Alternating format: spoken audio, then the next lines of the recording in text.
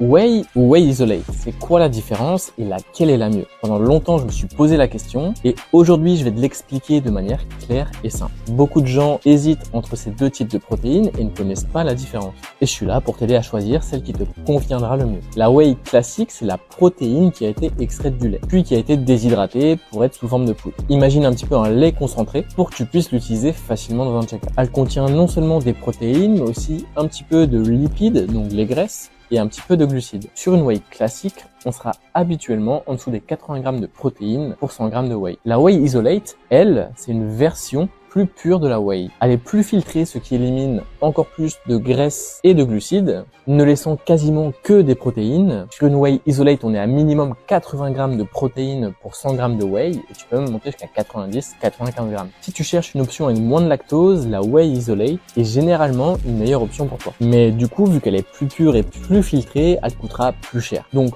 pour résumer, la Whey Isolate, elle est plus pure, elle est plus filtrée et il y a plus de protéines au 100 grammes. Et la Whey classique va être moins filtrée, donc sera en dessous des 80 grammes de protéines au 100 grammes et contiendra un peu plus de lactose, mais sera du coup un peu moins cher. N'oublie pas que quand tu consommes de la whey, le but c'est d'avoir le maximum de protéines, le minimum de glucides et de lipides. Commente whey si tu veux avoir une réduction pour ta prochaine commande et like et abonne-toi si t'as kiffé.